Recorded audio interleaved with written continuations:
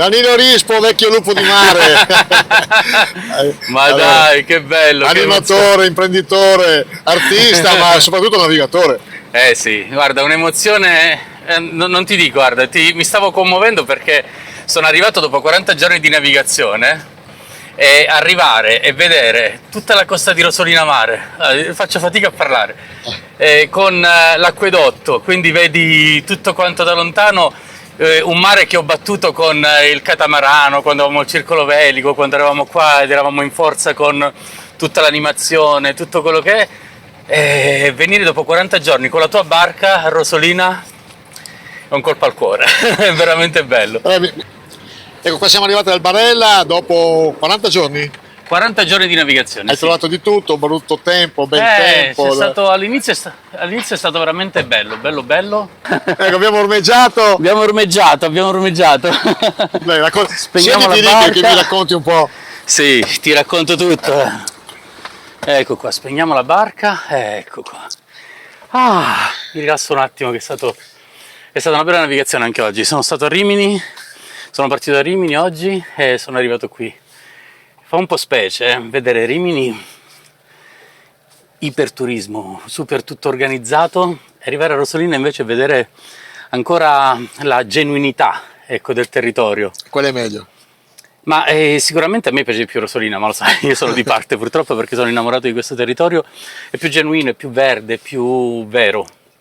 E i costi sono ancora accessibili, che la gente si lamenti molto dei costi che sono esagerati, ma vi posso assicurare che dalle altre parti è molto di più. Ecco, tu hai fatto un giro importante, Genova-Venezia. Genova-Venezia, sì. Allora, intanto la domanda classica, com'è lo stato del mare?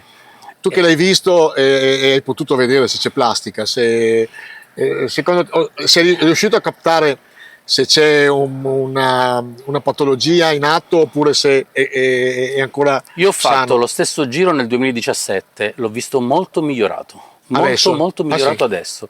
Calcola che quando ho fatto la traversata dalla Calabria alla Puglia, erano circa 60 miglia in mezzo al mare, c'era uno sciame, non so se si dice sciame, di tartarughe, Sì. che è bellissimo perché proprio le vedevo tutte queste tartarughe, poi non ho visto plastica, non ho visto, giusto in Puglia, ma perché c'era stato il delirio in quel momento, Il brutto tempo, dici. il brutto tempo, e quindi i fiumi avevano scaricato completamente il mare, ma il mare invece l'ho visto veramente molto migliorato, bello, un bel mare, tanti delfini, quindi è sinonimo di mare pulito questo.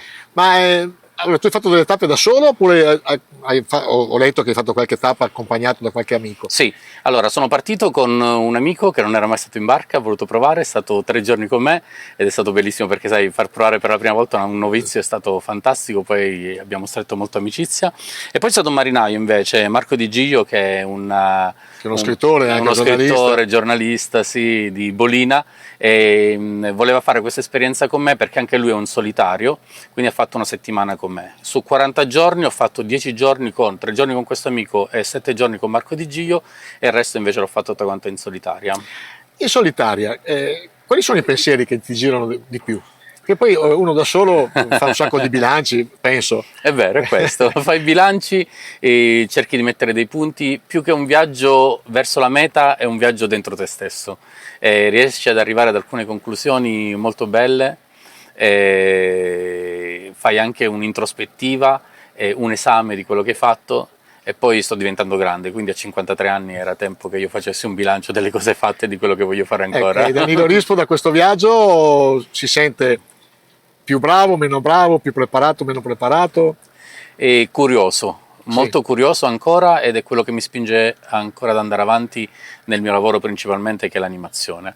Ho avuto grandissima responsabilità, sono team manager da 2 anni, questo è il 2º anno di seguito al Marina di Venezia, che è il 5 stelle più grande d'Europa. Quello di Cavallino.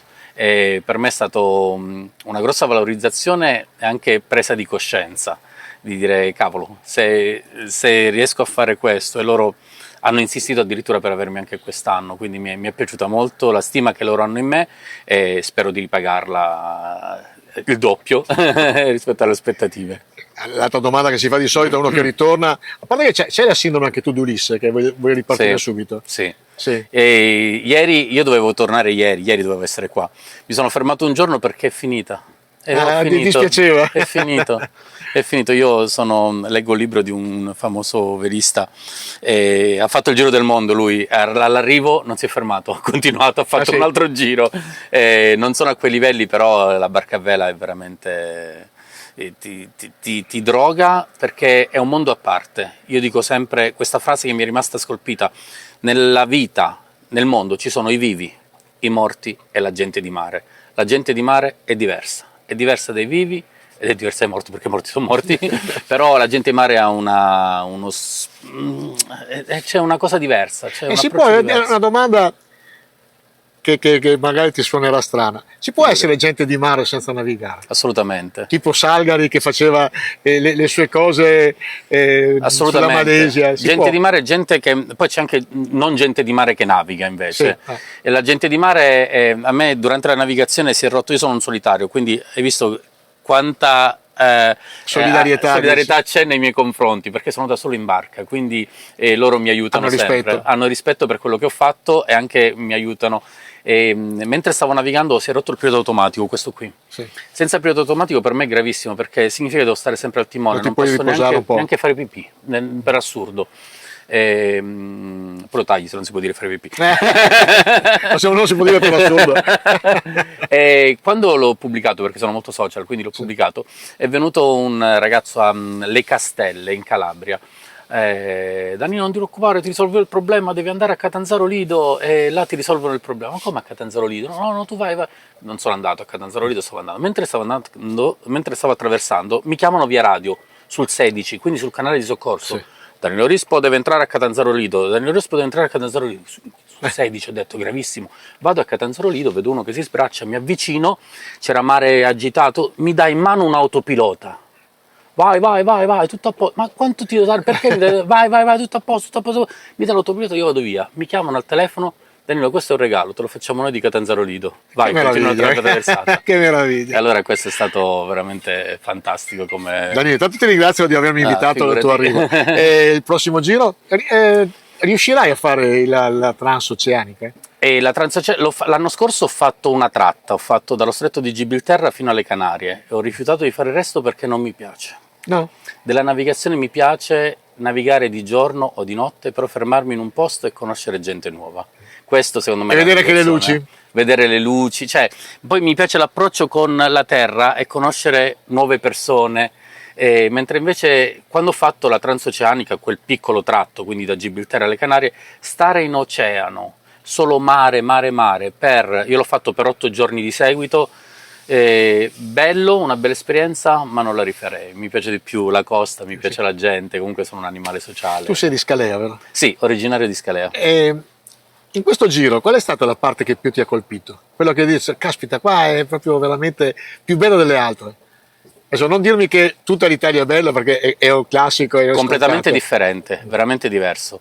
Il mare tirrenico è diverso, però la parte di Palinuro, cioè adesso io posso dire ho visto tutta la costa italiana, e secondo me la più bella, il mare più bello è quello di Palinuro. Sì. La costa di Palinuro è veramente molto molto bella. Palinuro è in Calabria? Palinuro è Campania, ancora Campania, poi dopo Palinuro c'è Maratea, che è l'unico paese della Basilicata al mare, e poi inizia la Calabria. Però quella parte campana è proprio il capo Palinuro, e poi c'è un fascino verso... particolare. Pazzesco, ha un mare veramente bellissimo. Grazie Danilo, buon vento. A te, ciao ragazzi, ciao.